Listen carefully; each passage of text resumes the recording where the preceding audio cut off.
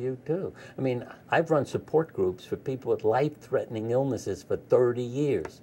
There's more life in that room. That's my therapy. I never feel worse when I go home. Have a lot of people died? Yeah. But they've also lived, say. And there's more joy and humor and feelings in that room than, you know, when you walk out of the room. Because when people say to me, how are you?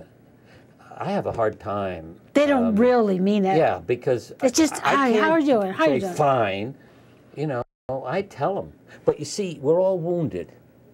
That's another thing Thornton Wilder wrote. A doctor's refused healing by an angel. And the doctor says, I got troubles. Why aren't you going to heal me? And he says, without your wound, where would your power be? It's your melancholy that makes your low voice tremble into the hearts of men. The very angels themselves cannot persuade the wretched and blundering children on earth as can one human being broken on the wheels of living. In love service, only the wounded soldier can serve. Draw back. And the doctor turns around and starts home. And of course, what happens? People open their doors, yell, come into my house. Our daughter sits in the dark. You're the only one she talks to. Come into my house. Our son.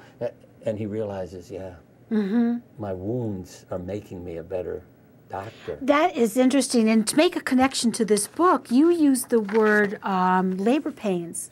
I'm trying to think where I put my notes because we completely left my script burning, but it's complete. You did. I started telling stories, but there's something about pain. So life is a labor pain, is the way. But you see, if others inflict it on you, then it's a problem. In other words, it can be treatment. It could be having, you know, like I wanted a daughter. Okay, my wife has to go through 4 pregnancies. Do you have a daughter? Yeah, and finally had twins. I mean, I have to tell you her punchline. We had 3 boys. I said I'd love a daughter. All right, I'll try again. Then she learned she was going to have twins. She said, if it's 2 more boys, I'm not coming home from the hospital. Fortunately, one was a girl. But, you know, but you see, if she didn't agree, she'd have a hell of a lot more time and, I mean, more trouble in labor. And that we know from studies, literally. And that's why I start to use that term. That if you're having, you know, a house delivery, home labor, and you're surrounded by loved ones, the complication rate and the pain are, you know, practically gone. Because a therapist wrote to me who does home birthing, and she said, you shouldn't use the term labor pain. I have women who don't have any pain. Yeah, but be alone in the hospital. Be an unwed mother. Nobody's there to your cesarean section rate and need for epidural anesthesia skyrocket. But also, you see, when you see people enter an operating room, chemotherapy, radiation, saying, this is a gift from God. This is how I'm going to get well.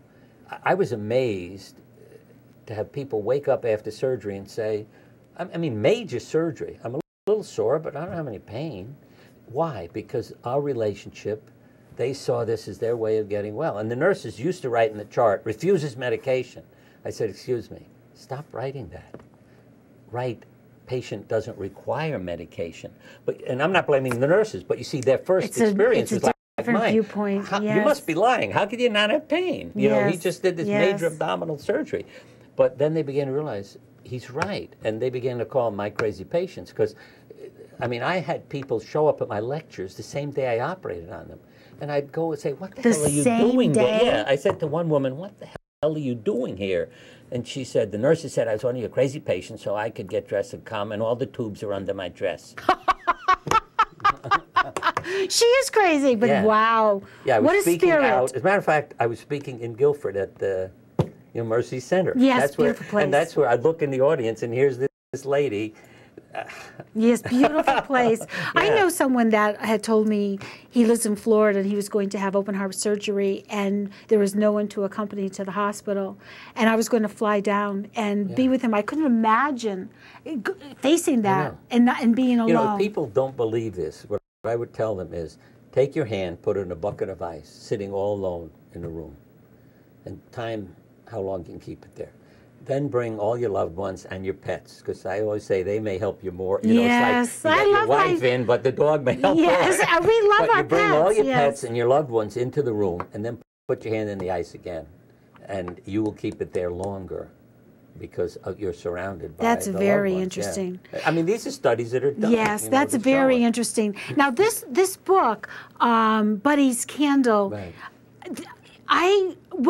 is there a part that particularly touches your soul, or a part that you wanted to share with the audience, or you want to read, or do you just want to continue discussing? You're looking like you're not no, sure. I think it was that, the line, because I know I say in here that love is immortal. And also, this is important. Please understand, tears are not wrong.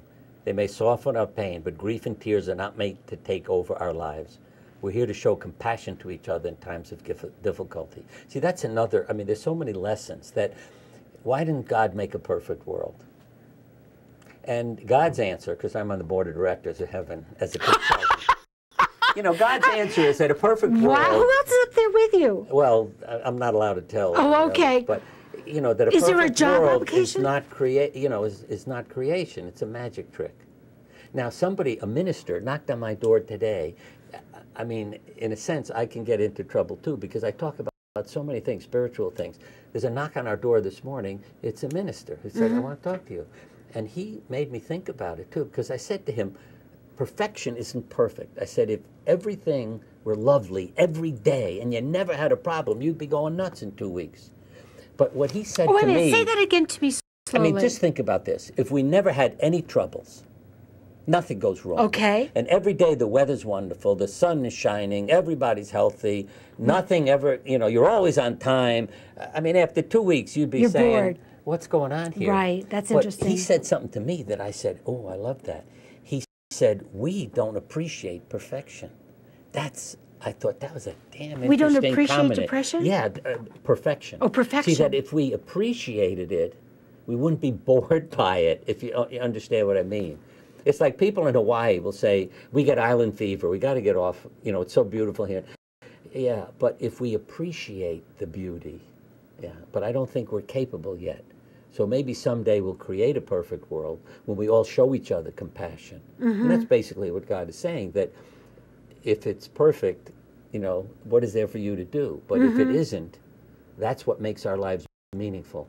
You see? And Joseph Campbell, I just started a book of his called Thou Art That. And what it means is, see, I'm you and you're me. You have an auto accident. I'm driving, I jam on my brakes, run over, pull you out of the car, and it blows up. I could have been killed. Why am I trying to save you? I don't even know who the hell you are. Yeah. And he's saying, thou art that. that when we act as if we're all one, then it's significant. And this minister was a black man today, and there were people in his car. And I said to them, got to ask you a question. I'll see if you're as smart as a fifth grader. They said, you watched that TV show. Yeah. They said, what's your question? I said, because we were standing outside the car. I said, I'm going to show you a photograph of one of us, and you can't tell who it is. What's it a photograph of? What would you answer? There's a photograph. Yeah, there's a black minister and a white surgeon, see? And I'm showing you a photograph of one of us, and you can't tell which one of us it is. What's it a picture of? See, if you were a fifth grader, he answered, and I really give him credit. He's a wonderful guy. I'm glad he came to my house today, because it was unexpected, and it was something I guess I had written that he was interested in. He immediately answered, inside. I said, you're as smart as a fifth grader. Because I mean this, and I talk to kids and read stories to them, and you ask questions, workshop questions for cancer patients to these 9-year-olds, and they yell at you, your heart. See? When I say, where are we all alike? Your heart, inside. Yeah. And then the kids write me letters. They say, we went home and we asked our mom and dad all the questions you asked us, and they're not very smart. It took them 15 minutes to figure out. I was completely stymied by the question. But the kids aren't, see? And then we grow up and we separate. But when we accept, thou art that, we are all one in a sense. That's an excellent question. And if we could all act that way, Now, as a surgeon, too, I know we're all the same inside. We're one family, because I don't open somebody up and say, well, they'll be different because they're Chinese or, or red, or white or yellow or whatever.